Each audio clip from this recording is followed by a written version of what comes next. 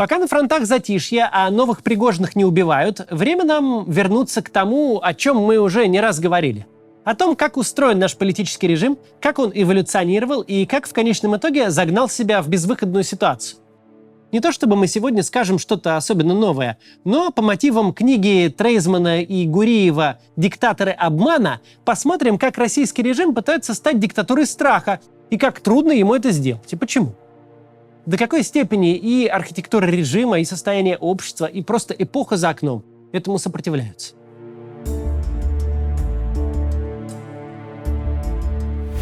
В июле вышел русский перевод книги Сергея Гуриева и Дэниела Трейзмана «Диктаторы обмана», в котором рассматривается интересный тренд классических диктатур 20 века. Дело в том, что диктатуры обмана имеют тенденцию превращаться в менее людоедские режимы и притворяться демократиями. К таким режимам, так называемым диктатурам обмана, авторы до недавнего времени относили и Россию. Почему до недавнего времени? Потому что пока книга переводилась и издавалась на русском языке, Россия продолжила войну в Украине и, что закономерно, борьбу с внутренними врагами. Поэтому в одном из недавних интервью Трейзман назвал Россию диктатурой страха. Россия сейчас вообще интересная тема для политологов. Из-за постоянных изменений наш режим крайне трудно классифицировать, а основные вопросы исследователей зависли где-то между «это уже фашистский режим или пока нет» и «там уже тоталитаризм или все еще информационная автократия». Давайте сегодня обо всем этом еще раз поговорим и попытаемся понять, какие перспективы и какие выходы видят для нашей страны ученые.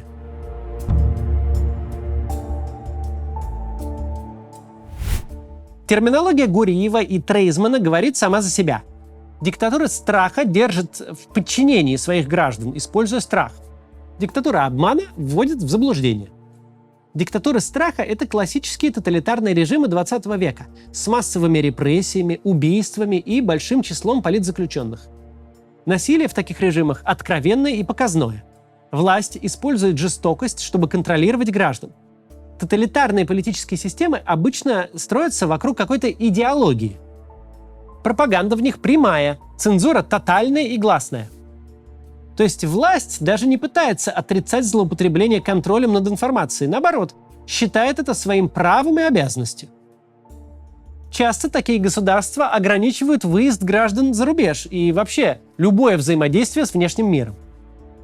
Диктатуры страха были нередким явлением в индустриальную эпоху, когда можно было просто брать крестьян, перевозить их в города, делать из них рабочих на 3-месячных курсах и ставить к станку.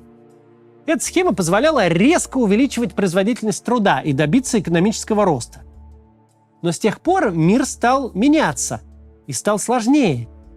Мы постепенно перешли в информационную эпоху или в постиндустриализм.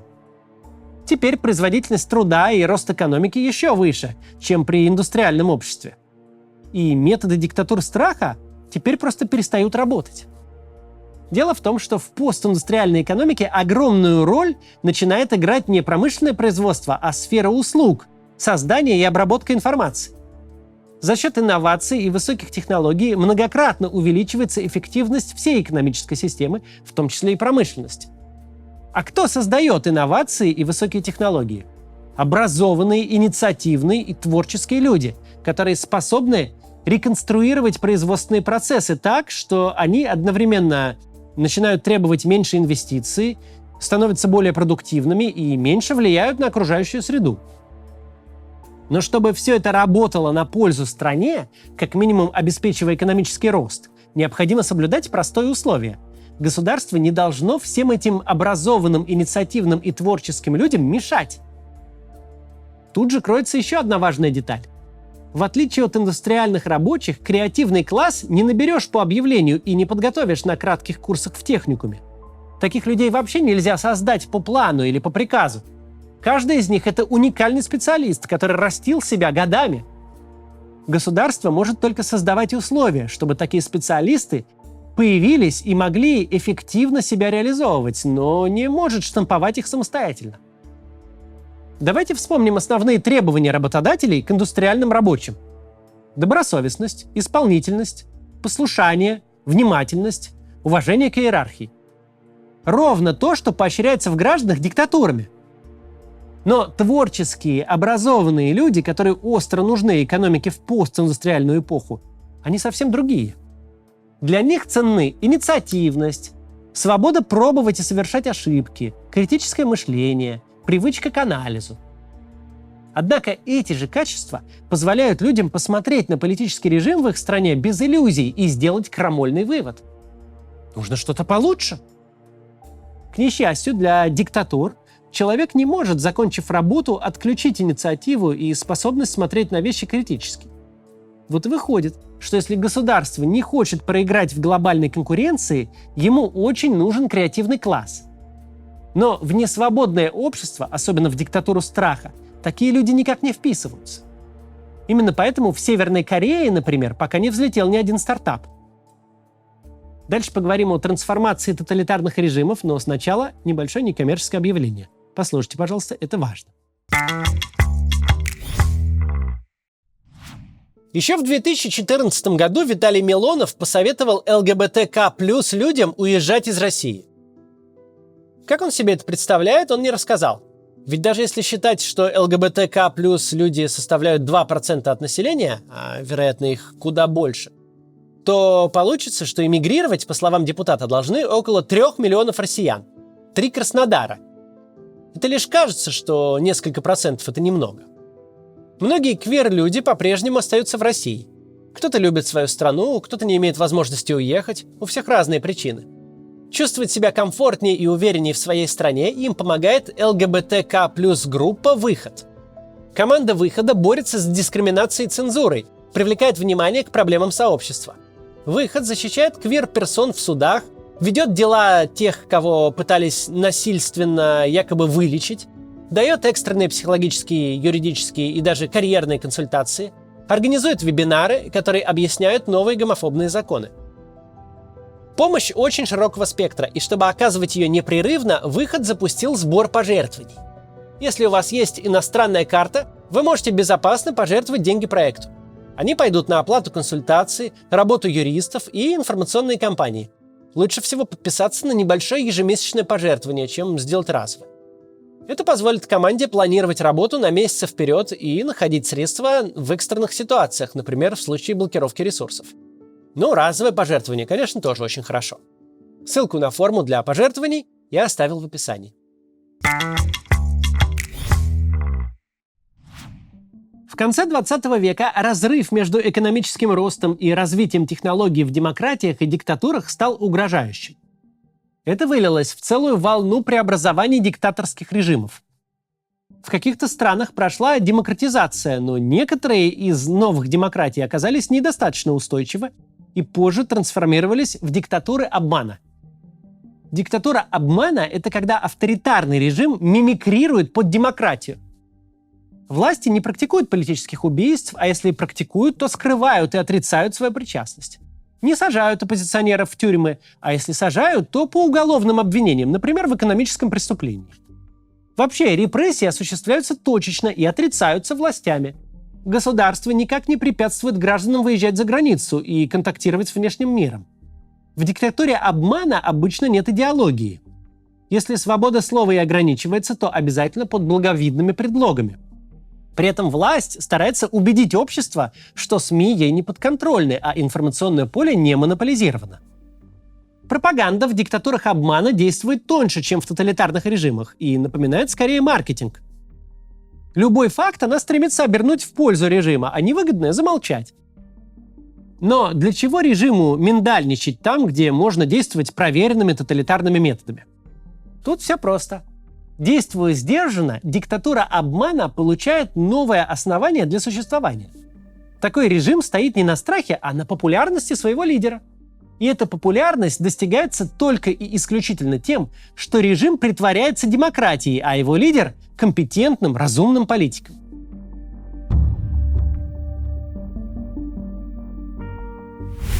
Методы диктатуры обмана могут быть и очень успешные, и тогда они демонстрируют устойчивость и стабильность. Но у них есть одно очевидное слабое место. Это большее, чем в диктатурах страха, количество образованных людей. Из них формируется так называемый информированный класс. Эти люди умеют искать и проверять информацию, у них хорошо развито критическое мышление.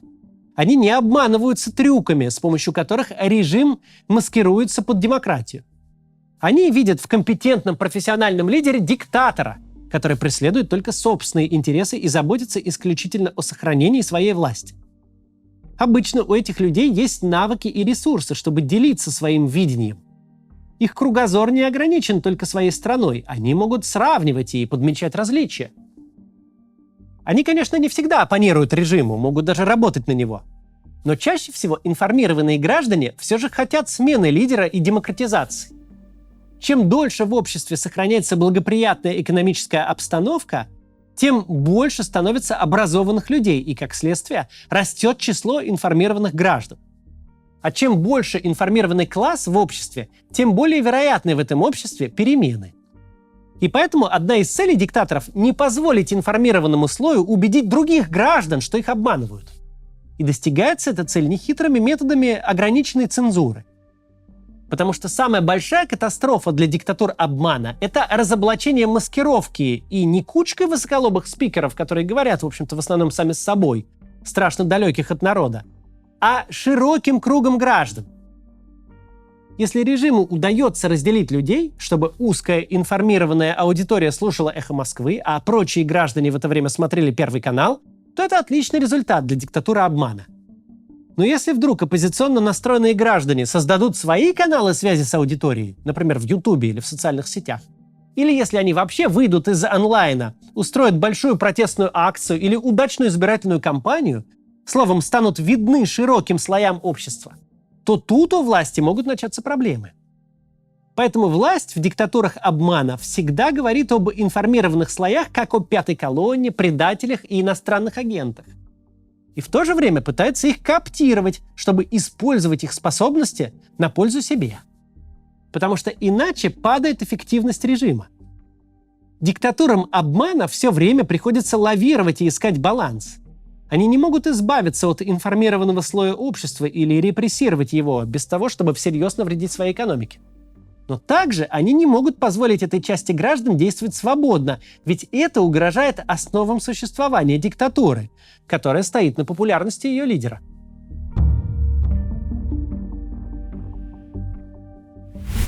А что же в России? После падения Советского Союза в России сформировалась неустойчивая демократия. Ее не удалось полностью демонтировать, но получилось подменить режимом, основанным на лжи и манипуляциях. Изменив свою суть, власть в России по-прежнему продолжала притворяться демократией.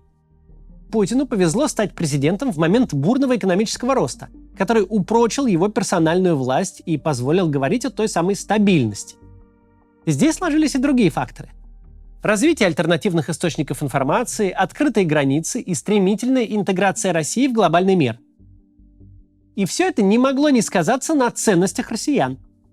Всемирное исследование ценностей зафиксировало: в 1999 году лишь 46% наших граждан считали, что демократия – это хорошо или скорее хорошо. В 2011 году их было уже 67%, а не 46%. Так что неудивительно, что после масштабных фальсификаций на выборах в 2011 году начались такие же масштабные протесты. А перед диктатурой обмана в России встала проблема. Что делать со всей этой неуправляемой силой? Как вернуть все назад? Туда, где все понимали, но всех все устраивало. По мнению Гуриева и Трейзмана, режим решил пожертвовать экономическим ростом и откатить модернизацию и переход к постиндустриальной экономике. Этот процесс хорошо иллюстрирует судьба медведевской цифровизации, когда огромные бюджеты были тупо распилены близкими к властям интересантами. Западные инвесторы ощутили ухудшение инвестиционного климата и начали выводить капиталы. А после аннексии Крыма и вторжения в Донецкую и Луганскую области Украины на Россию и вовсе были наложены санкции. Но, к счастью, модернизацию не остановить президентским указом. Множество людей связали свои планы на жизнь с профессиями, которые предполагают постиндустриальную экономику. В России очень образованные люди, их уже не откатишь к более ранней версии. Да и интернет уже не отменишь и не сделаешь, как в 20 веке, с телефонами-автоматами, переводами через сберкассу и покупкой билетов в трансагентстве. Попытки повернуть время вспять мешают росту экономики и раздражают те слои общества, которые обладают самым высоким человеческим капиталом. Власть пробует влиять на недовольных репрессиями, но ведь в свое время диктатурам страха пришлось отказаться от явных репрессий и трансформироваться в диктатуры обмана не просто так, а как раз потому, что репрессии, как способ решения проблем, стали неэффективными. Власть забывает, что трансформация в диктатуру обмана была не чьим-то личным выбором, но попыткой режима адаптироваться к изменившемуся миру. Откат назад в диктатуру страха, к откровенному насилию, тотальной цензуре, лобовой пропаганде, а то еще и железному занавесу, может позволить режиму выиграть несколько лет.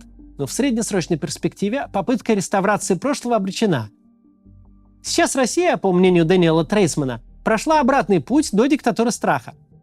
С явными суровыми репрессиями, с цензурой, которую никто не считает нужным скрывать, с политическими убийствами, от покушения на Навального до ликвидации Пригожина. А главное, с агрессивной войной. Владимиру Путину больше не стать тем, кем он был для западных политиков, уважаемым адекватным партнером, контакт с которым не наносит вреда их репутации. Вместе с тем, считает Трейсман, российский режим не отказался от попыток использовать и инструментарий диктатуры обмана. Он все еще полагается на манипулятивную пропаганду, не использует идеологию и все еще не закрывает границы для большинства своих граждан. А также проводит процедуры, которые раньше были выборами, и сейчас их напоминают. Бюллетень по-прежнему бросают в урну.